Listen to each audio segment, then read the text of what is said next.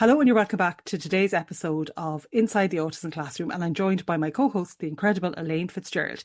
And today we're going to focus on a topic of collaborative approaches between parents, SNAs, mainstream teachers, and leadership in school. So I suppose, Elaine, from your perspective, where does it all begin, or where should we be thinking about starting? You for having me again, Amanda.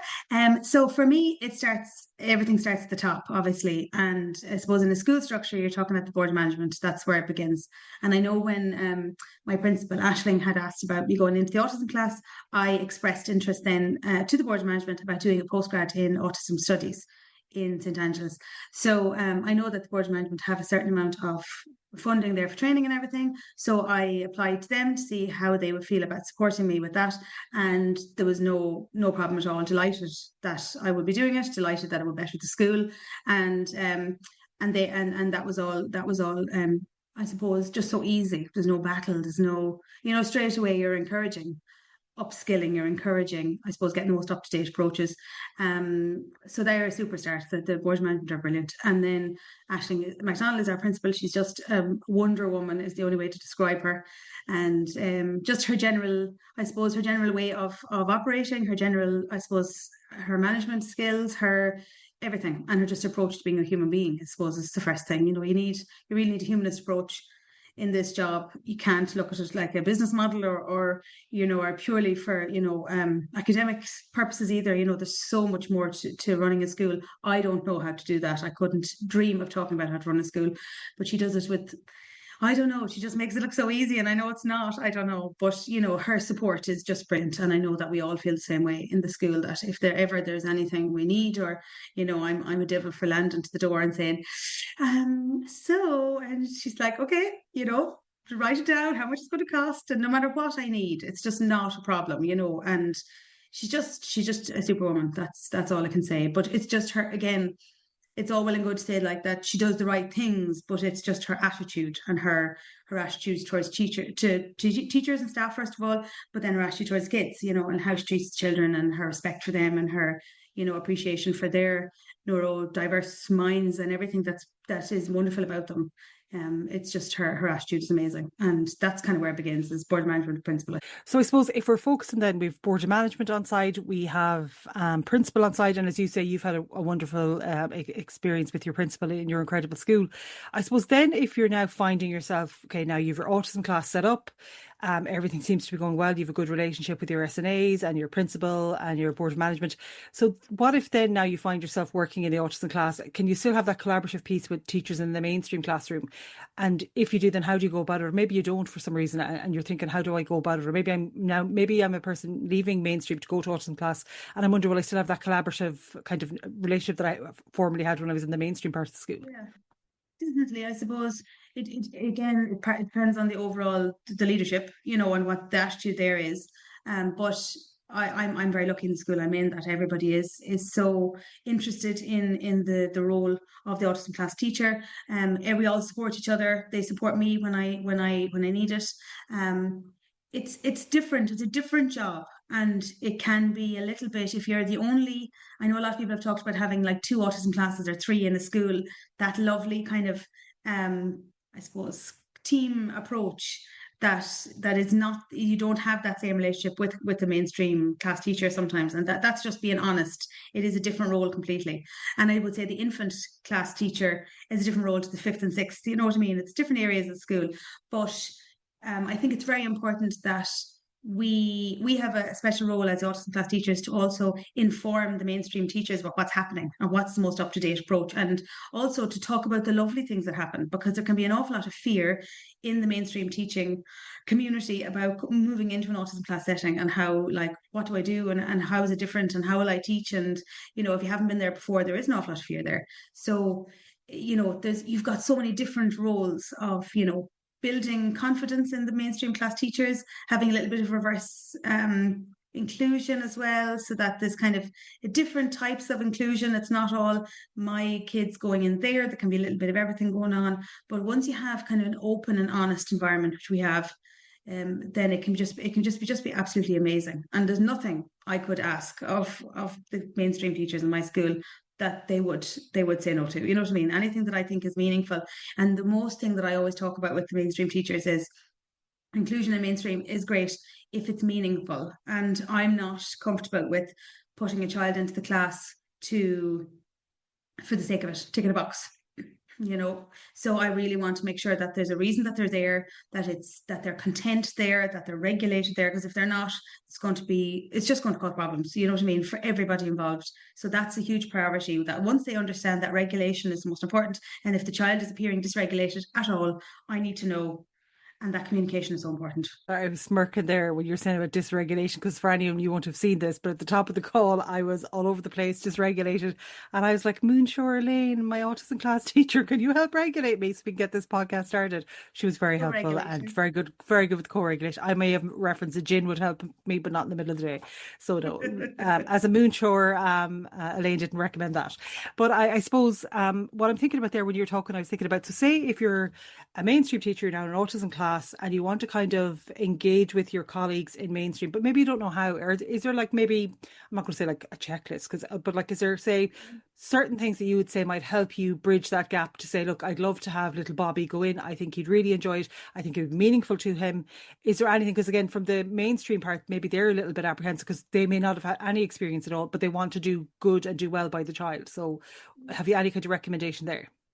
So we have inclusion plans, and a lot of schools have that. So we have an inclusion plan that you kind of do up. You collaborate first of all. I suppose the teacher, the autism class teacher will come up with it initially. In my experience, where they'll put in that, Bobby, he will eat independently. It's all kind of factual stuff that they need to know, practical stuff, and that, or maybe they don't eat at all, and that's to be accepted. That's very important, that kind of thing. And then there's also kind of regulation, and I have a little chart at the bottom of my inclusion plan that says, um, it's kind of like it's color coded, which I know we don't do anymore, but it's just kind of like this is what I look like when I'm regulated. So this is what I look like when I'm a little bit dysregulated, and somebody needs to be aware of it. And this is what I look like when I'm completely dysregulated and I'm going into crisis. And it's just like, this is what I look like, and this is what I need.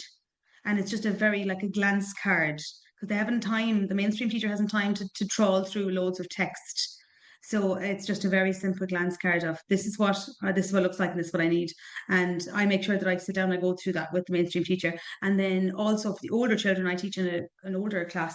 I make sure that the older children are involved in that inclusion plan, that they know what they can do in the mainstream, and what if they're feeling upset or dysregulation anyway, that they know that they can opt out at any point. That's really important. But they will help me put together that plan. And it's also something that I will then share with secondary school as we go forward. I will share with the CD&T if they're looking for kind of more, I suppose, the child's voice. So important. It can be very hard for the CD&T to access that because they don't know the child as well. You know what I mean? They're not with them all day. So that's one way of doing it. And yeah, that's kind of it. And I suppose it's very important that if the teacher, the mainstream teacher at any point feels a bit nervous or out of depth at any point, or they feel like it's not working, that they feel like there's an open relationship, that they can come to me and say, this isn't working. It's not meaningful for him. He's struggling, she's struggling. What can I do? Give me some help, and that I will do anything in my power to. I suppose then if we're thinking about that, say internal, we'll say collaboration, what about external then? We'll say even with family or maybe external organizations. Is there a piece there around collaboration that you want to maybe highlight for any upcoming autism class teachers? Yeah, it's like the most important is parents, obviously, and that's something that you can talk about in a very lived experience. And for me, I think 50% of my job is supporting the children, and then 50% is actually supporting the parents, because parents they're the primary educators. They are, constantly advocating for their children, and that can be extremely exhausting.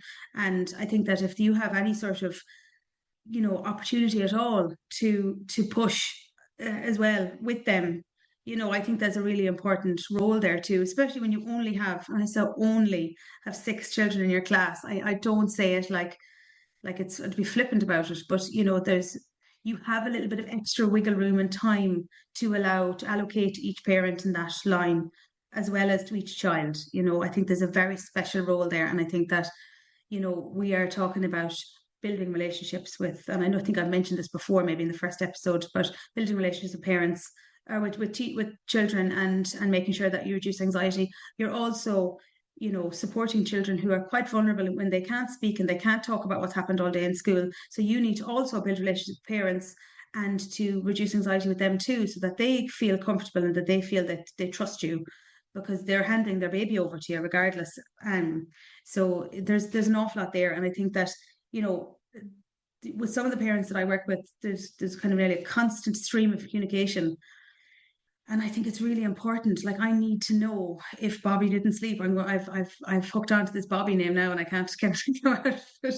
That if Bobby didn't sleep at all, I need to know that, because that is going to have a huge knock-on effect on his regulation for the rest of the day. You know, I'm not going to push too hard when it comes to the academic stuff, because he's not going to be able for it. He might need to sleep in the sensory room. Absolutely fine.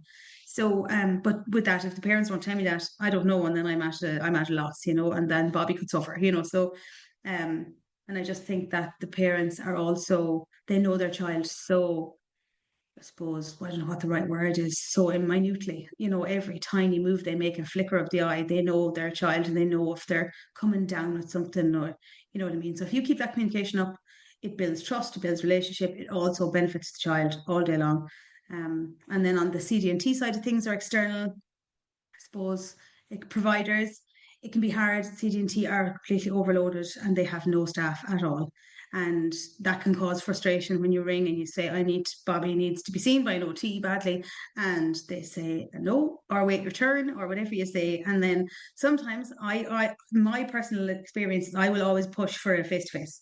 So if they ring, I'll say, yeah, that's fine. And we can offer you a phone meeting. And I will say, yeah, to a point, I will accept that, but you can't assess a child over the phone either. So you just need to nearly, I suppose, wait until you have that face to face, and then have all your stuff ready. Don't come to a face to face meeting with a member of the CD&T without all of your paperwork ready to go, and show them what you've been doing, show them the proof of all you have done so far. Because 9 times out of 10, if someone sees that you are doing your job and you are absolutely bursting to go to do everything you can while you're waiting for them, that they will then reply and respond with lots of effort on their side. So I have been very lucky in the last few years. I've built up a great relationship with OTs and SLTs and psychologists, especially, you know, because there's a huge amount there around updated assessments. It can be very stressful for everybody to get those done. So I'm in a really privileged position at the minute that I have everyone on side, but it has been hard one at times, but get them on side, they're great. And also to remind yourself that you're not an OT and you're not an SLT, you're not a psychologist. I am a primary school teacher and I'm very proud of that. And I have a skill set that is important in the classroom. But at the end of the day, excuse me, as Dee Hogan says, I'm always quoting her from Middletown, stay in your lane and don't beat yourself up when the child is not making huge inroads in SLT and you haven't seen an SLT in a year. You know, you need to do what you can, focus on oral language, you know, push for more help if you can. But at the end of the day, we are primary school teachers first and foremost. And that's something to bear in mind, to be easy on yourself as well in ways. That's amazing. And even when you were talking about like being prepared, having all your files, I was thinking, I don't think everybody that is lucky enough to have, you know, an autism class teacher in their life, and talk about parents and other professionals in any domain, they mightn't realise all the work and effort. I mean, I would say we do realise, because we can see it in our children how settled and happy they are. But because you say you are a primary school teacher, but you're trying to put on the hat of the SLT so you can figure out, you're being asked to do things you weren't trained to do. Like, you're being asked to implement SLT strategies, OT strategies, psychology recommendations. Like, it is a whole heap of work. But as you say, stay in your lane, do what you can, check in if there are professionals available, and just do the best that you can. And I think you touched earlier on the important relationship building, especially with the family. And I can, I suppose, in this piece, speak from the other side of that lens as the family member, as a parent for, I would always say, incredible autistic children. And we've been phenomenally lucky with the principal in primary, and at secondary we have Kieran Geraghty in Knockruski and Principal Michael Rice in Rice College at secondary. And again, as you say, it's from the top down. I'm very lucky as well in the role that I do as an autism specialist. I go into schools all around the country. I meet schools all around the country. And as you say, you see it immediately, you get it immediately when you go into a school where it's really understood what as you say, it's not just the form of this is our inclusion plan. It's part of the ether, like it's everywhere. It's in the ether even. So yeah, I think from my perspective, the best years that my children ever had at school in every year, I suppose I would say actually a bit kind of biased because every year's been great, but the best years were when we had that great communication with the teacher, with the SNA. We use I think it's Seesaw is the app, and like you'd get. Do you know what I loved the most? And when I chat to parents and different things, some parents say, "Oh, we never got that. I'd love to get that."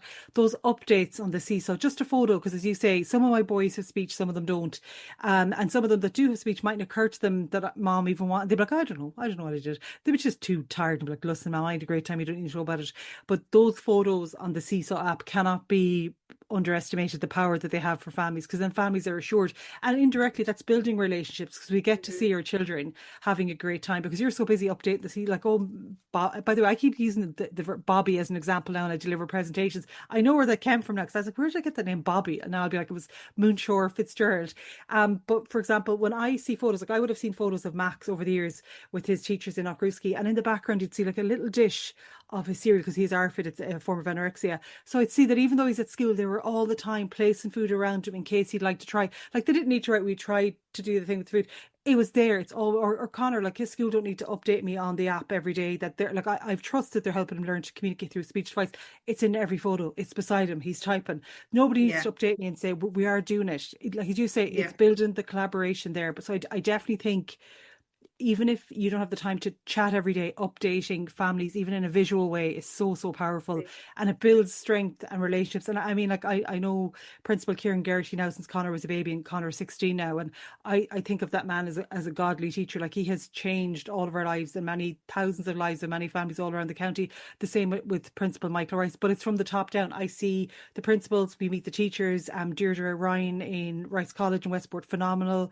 All of her colleagues, same in Knockruski, Jessie Kennedy teacher, and Max had a lovely, or Jack had a lovely teacher this year as well. So like, it's every single person. It's from the top down. You same like I obviously known yourself since I was a little bit older than you, but you're a little bit younger than me since we were children. But like, you've always been a phenomenal lady, so it doesn't surprise me that you got to work in a phenomenal school with another phenomenal person. Like, it's through and through, and it's so meaningful to families. It really is. So lucky. And I think as well, talking about the photos and Seesaw, excuse me, we use it for language as well. So if you send home the themes that we're doing and everything, and we talk about the themes, we talk this the language you're focusing on at the minute, or even for somebody at home to say, "Oh, I see what you did. You know, Bobby did this, or did Bobby do that?" You know, and trying to elicit language from the child if that's something you're working towards. You know, so the photos can have such multiple benefits, as well as building relationships, building trust, collaboration. They also have an educational element as well that you can build on the academia. Sometimes I'll send home videos that the kids have liked from the theme, and that they can go home and listen to them at home and on their iPads and stuff, you know. So there's lots of ways to use that. You can justify it. And just for any new teachers out there who are, I suppose, even new to teaching, that Seesaw has a paid version and a free version. The free version is absolutely fine. You don't need to pay a small fortune for the paid one, because some people say, "Oh, we can't use it because it's too expensive." Don't worry about that. That's COVID hangover, for want of better words. That it actually, the free version is absolutely fine and it works really well. So Elaine, I suppose to close off then on this topic for today's episode, is there a particular approach or perspective that you would recommend when you're having those collaborations? Is there a way that you think people should frame it for themselves? I think the one thing that I keep trying to explain to everybody that I meet when I'm talking about these children in my class is that we want to be positive. We don't want to look at, you know, they can't do that, they can't do that. And I often say, if I went into town with a CV full of things I cannot do, I would not get a job, and I would feel really bad about myself at the end of it. You know, what a waste of time. Focusing on what somebody cannot do is no use to anybody. And I think that if you're really positive about somebody and say, look what they can do, and look at the progress they've made in a month, and to really go for a strengths-based approach. And if you can approach things like that, and look at, okay, so this is what they can do. How do we capitalize on that? And how do we celebrate that and tell them they're good? And I've one of the boys in my class, when he's finished doing his work with teacher, he will now say, he just looks at me and he waits for me to say it. And if I don't say it, he'll say, "I'm so proud of you," you know, because he was used to me saying that automatically, because I was delighted with him doing it. You do work with teacher. And I would say, "I'm so proud of you." And now he looks at me and goes, "I'm so proud of you." It's like, but the buzz he gets from it is just amazing. So if you just capitalize on the strengths, look at it as children who are, they're just someone's baby, and we want to celebrate them and celebrate all the good that they can do, and not to, I suppose, not to focus on the negative, not to focus on what we can't do. We all have things we can't do, and nobody wants to focus on those, let's face it. So positive, strengths-based approach, that's the key, I think, for everyone involved, for a whole team effort. Amazing. So I leave it there. So listen, back again tomorrow, and tomorrow we'll be focusing on target setting and teaching approach. So a huge thanks to yourself, Elaine. We'll join us again tomorrow. Thank you. Bye-bye.